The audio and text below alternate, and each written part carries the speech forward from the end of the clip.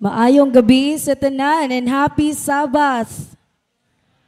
Happy Sabbath.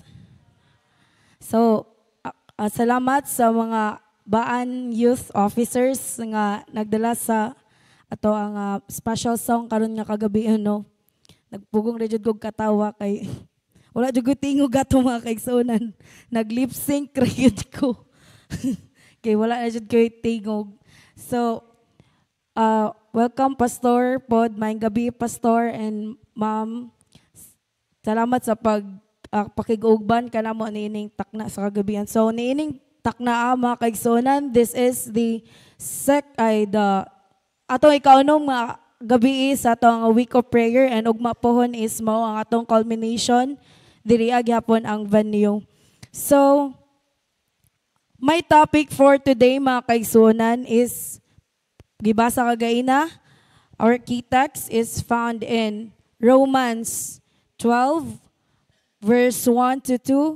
It says, I beseech you, therefore, brethren, by the mercies of God, that you present your bodies a living sacrifice of holy, acceptable to God, which is your reasonable service, and to not be conformed to this world, but be transformed by the renewing of your mind, that you may prove what is that good and acceptable and perfect will of God.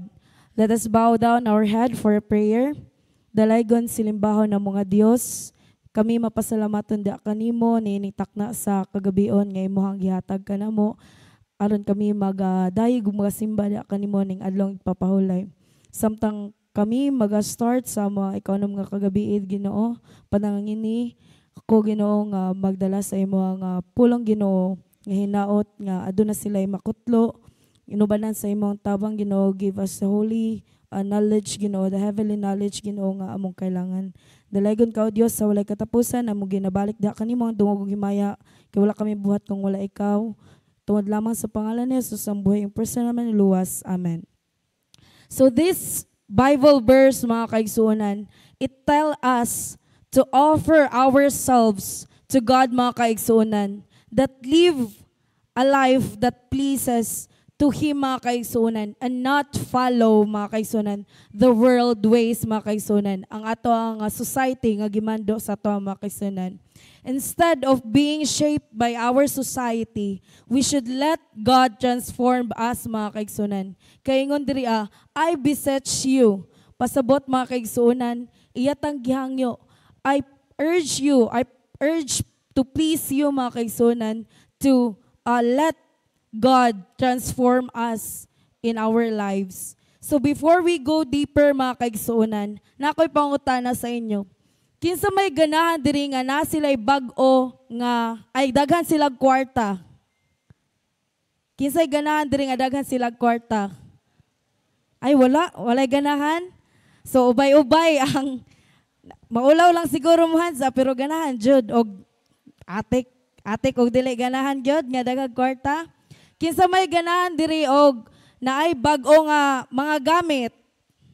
O di ba ganahan pud tag daghang bag-ong gamit. So let us reflect some those questions mga kaigsoon. Ganahan patag na mga bag-o nga mga butang, bag-o nga basta mga tanan, bag-o mga kaigsunan, ganahan jud tana. Let's reflect on some important questions mga kaigsunan about life and success. I have questions here. What are you chasing? Or what does a successful life look like mga kaigsunan? Sa pananaw ninyo, unsa inyohang gina-chase mga kaigsunan? Unsa ang inyohang unsa ang happiness nga gahatag sa inyo ha? Is it money? Is it new things? Is it fame? Is it fame mga kaigsunan? Or is it material things? What are you chasing mga kaigsunan? Or what does a successful life look like to you? Mga kaigsunan, society tell us, mga kaigsunan, ginginata sa society that happiness comes from having more money. Tinuod dili? Tinuod. Kay, based sa akong kon ganyan, ubay-ubay mga ni hands up. Happiness comes from more fame, mga kaigsunan. more fame, or more material things, mga kaigsunan. But is this really the key to meaningful life, mga kaigsunan, and success? No. So true success, mga kaigsunan, isn't about what we have. It's about who we are in Christ, mga kaigsunan. So today, mga kaigsunan, one of the major influence in shaping our desires today is consumerism, mga kaigsunan. And unsa day ning consumerism, mga kaigsunan? When we talk about consumerism, it is something that focus on too much buying, mga kaigsunan, in our personal things, personal nga ato ang ginagamit, and more on personal, mga kaigsunan, buying too much na sa ato ang mga ginapanggamit, mga kaigsunan. That is consumerism. So now, mga kaigsunan, let us see how it affects us. Ingon pa ni Paul sa Romans 12:2, verse 2, do not be conformed to the pattern of this world. Do not be conformed, mga kaigsunan. Kaya in this world, mga kaigsunan, in our modern society, mga kaigsunan, we have access to internet, have smartphone, mga kaigsunan, or have a television, right? So, di ba natin mga, natay mga technology, mga kaigsunan. And each day, mga kaigsunan, ingon diri that you will see over 3,000 advertisement that say you need more of what you already have, or you need something different, mga kaigsunan. Sa pag-scroll ninyo sa inyong cellphone, sa inyong Shopee, sa inyong mga Lazada, di ba, makaagi man jud mo mga advertise, di ba, right? And ingna ko baka kon nga sometimes mabudol jud mo og something new thing sa inyo nga. Ala, gusto lagi ko ani, gusto nindot lagi nig shade nga lipstick, di ba, say? Mabudol jud ta usahay nga. Ala, gwapa lagi ni nga maskara, lami lagi ni pakakay ni sa pilok. Nga, gwapa lagi ni nga lipstick. So mga kaigsuunan, while you are watching your phone, mga kaigsuunan, ingon diri that each day makakita day tawag 3,000, grabe, taghani po day ganing 3,000 ka-advertisement, mga kaigsunan.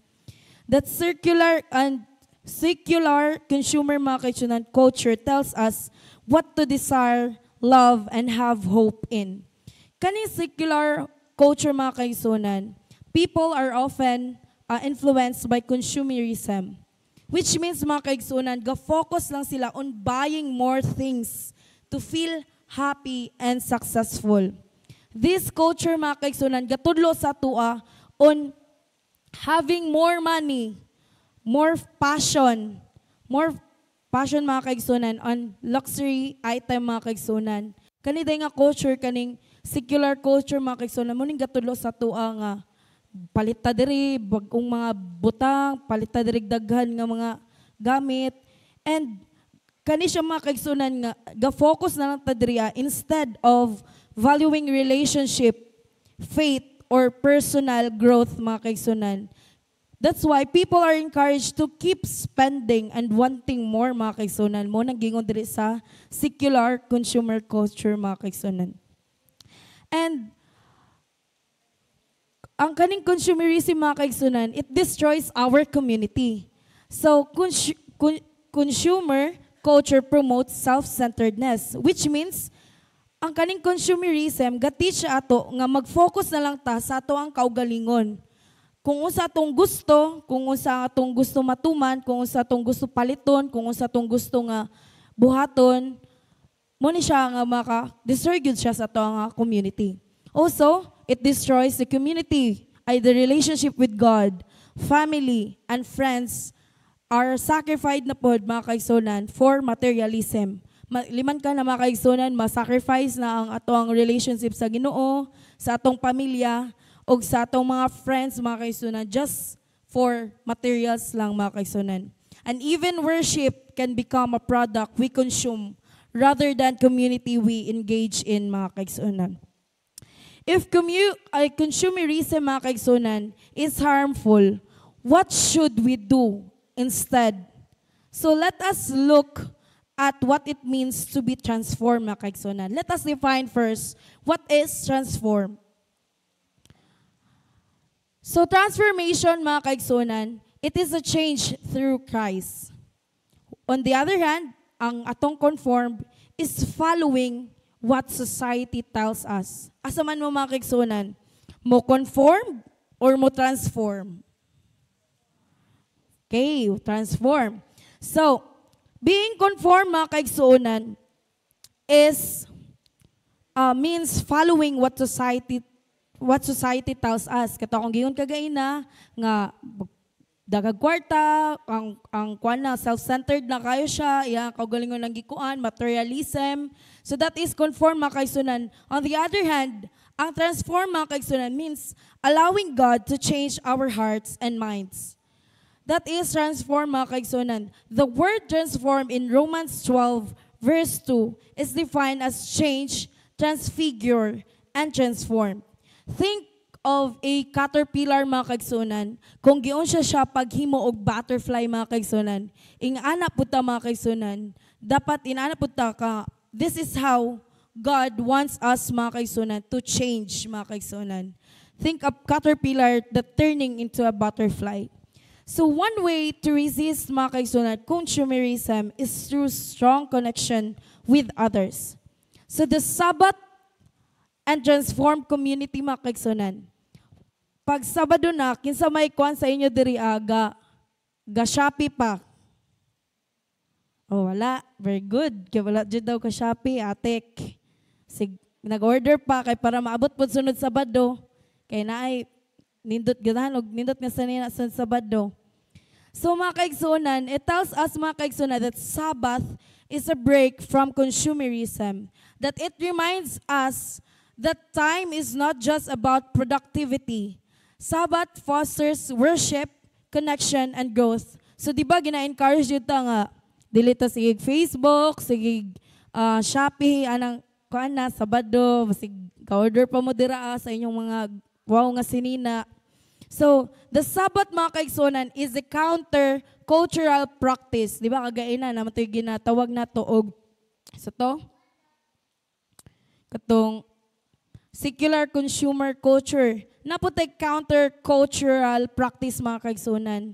Nga taga na to break, mga kaigsunan, itong consumerism, mga kaigsunan, that it reminds us that time is not just about productivity. Dili lang ta per mi nga cellphone, dili lang ta per mi order, dili lang ta into material things, but with in the Sabbath, mga kaigsunan, we try to worship, we try to connect ourselves to other people in order for us to grow, mga kaigsunan. So, here is also an intergenerational connection and death, mga kaigsunan. Kasi pasabot ani. So kung ang intergenerational, mga kaigsunan, it means that connecting with different generation help resist consumerism, mga kaigsunan.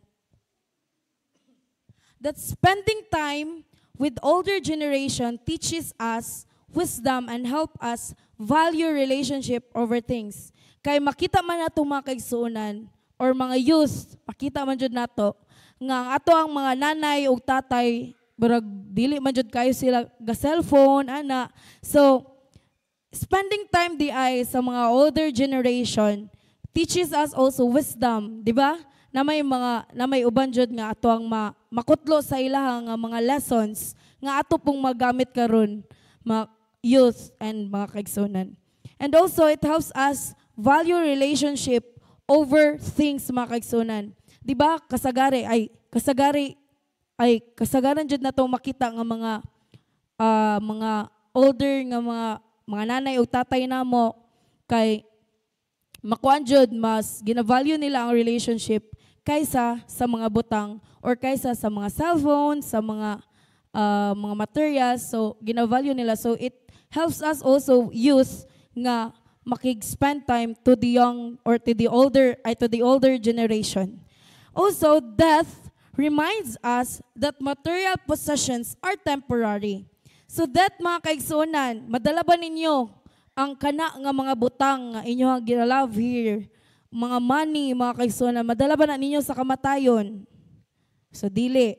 So that reminds us that material wealth is temporary. That we can take anything mga kaigsoon, bisan isa pa na, bisan piso pa na, di jud ni mo madala sa kamatayon. So we can't take anything with us when we die mga kaigsunan. So we should focus on what truly matters mga kaigsunan, kung unsa gyud ang importante. So dili man nato na madala sa kamatayon bisan piso mga kaigsunan, di jud na madala bisan pa na imong mga Gucci dira, mga Louis Vuitton, di jud na nimo madala, di jud na nimo matapa dito ha. So the Bible gives us great examples mga kaigsunan of people who live differently on consumer-driven world mga kaigsunan. So let us look Daniel mga kaigsunan in Babylon. So Daniel mga kaigsunan, ang iyang story, I guess kabalo naman ta. So Daniel remained faithful to God in a secular empire mga kaigsunan. He prayed regularly and stayed connected with like-minded believers. He remembered that his ability came from God, mga kaigsunan. So si Daniel, gapuyo siya in a wealthy, tato siya mga kaigsunan, powerful kingdom, but he remained faithful. He stayed faithful to God, mga kaigsunan, bisan pa man na siya mga, bisan na siya kwarta, bisan daghan pa na siya, bisan na pa na siya sa powerful nga kingdom, but he stayed faithful to God. And also, he prayed daily and surrounded himself with godly friends. Na ba may mga godly friends mga kaigsunan? Gisurround ba ninyo yung mga kaugalingon sa mga godly friends? So basiga Friday night pa ang uban derayos. Ay wala na. So he surrounded himself with godly friends because he knew, kabalo si Daniel mga kaigsunan, that everything nga nasa iya is gikan sa Ginoo. That everything he had came from God, mga kaigsunan, and not from material wealth. Dili sa iyahang kadato, dili sa kwarta, mga kaigsunan. He remained faithful, mga kaigsunan, bisan pa man unsa siya ka-powerful, bisan unsa pa man siya kadato, bisan unsa pa man siya kadaghan og kwarta. So how do we live like Daniel, mga kaigsunan? Unsaon man nato pag kinabuhi pareha kang Daniel? So the answer is found in true community. Transformed community, mga kaigsunan, is the answer. Because the real community is opposite to consumerism. Because ang consumerism world is more on material things, mga kaigsunan. But if the community transform, mga kaigsunan, if ang community is mas lig-on ang pagtuo, mga kaigsunan, dili ta mahimo og consumerism, mga kaigsunan, because in this world daghan na kayo og temptation, mga kaigsunan. So if our community will transform, mga kaigsunan, the real community is opposite jud sa consumerism world, mga kaigsunan. So the church, ingon pa diri, the church is called to worship according to Romans 12 verse 1 to 3. Serve, connect, grow, share, mga kaigsunan. So the church is not about consumption, mga kaigsunan. It's about worship, mga kaigsunan. Connecting, growing, mga kaigsunan, and sharing. So when we focus on these things, mga kaigsunan, we live differently from the world of consumerism, mga kaigsunan. If the church is ga worship, ga serve, ga connect, ga grow, and ga share. Of course, mga kaigsunan, definitely, our community will transform, mga kaigsunan. So living this way isn't always easy, mga kaigsunan, but it's what we are called to do as a Christian. So a call to transform, mga kaigsunan, consumerism is deeply rooted in society. Christians are called to a different life, one giving, worshiping, and serving. True fulfillment comes from living for God, not for material gain, mga kaigsunan. Consumerism, mga kaigsunan, is everywhere. But if we do not follow it, if dili na to nasundon, mga kaigsunan, na consumerism, because we are called to live a life of giving, mga kaigsunan, yun doon na to na always that we are called as a Christian, as a Seventh-day Adventist, mga kaigsunan, to give to worship and to serve God. Because true fulfillment doesn't came from things, mga kaigsunan. Wala gagikan sa material things, but it comes from God, mga kaigsunan. So, here are some tips, mga kaigsunan, for living beyond consumer cultures. First is, think about what advertising tells you and why you might choose a particular product, mga kaigsunan. Wala dira sa PPT. So, kay dili naman dyan nato makalikayan karon because we are in a technological world, mga kaigsunan. So, you must think first kung unsa din ang gina-advertise dira, mga kaigsunan. If kana ba is makatabang sa imuha, if kana ba is need jud nimo, or it's just about para lang mapalipay lang jud nimo imong kaugalingon, or it's just about sa imuha na gusto lang jud nimo, mga kaigsunan, bisan wala na jud kayo. And lift your focus on people. Intentionally slow down to spend time with family, church communities, and neighbors, mga kaigsunan. Lift your focus, mga kaigsunan, sa mga tao. So, kuan pud nako karon nga maglisod na gyud mi bisan pagpatapok pa sa among mga youth, mga kaigsunan, because of lagi naana lagi ta sa technological world, but we are trying, mga kaigsunan, to lift our focus, mga kaigsunan, no, sa tao jud, mga kaigsunan. And also, lift your capacity to serve in your home, church, and world, mga kaigsunan. Be generous, your time, talents, and treasure. Generosity breaks to hold consumerism, mga kaigsunan. Generosity, mga kaigsunan. And also, celebrate Sabbath. The Sabbath stands as a mark against consumerism. Sabbath reminds time doesn't equal money. Sabbath reminds us that we exist for a bigger purpose of growing, mga kaigsunan. That serving, connecting, sharing, and worshiping, mga kaigsunan. Sabbath reminds us that.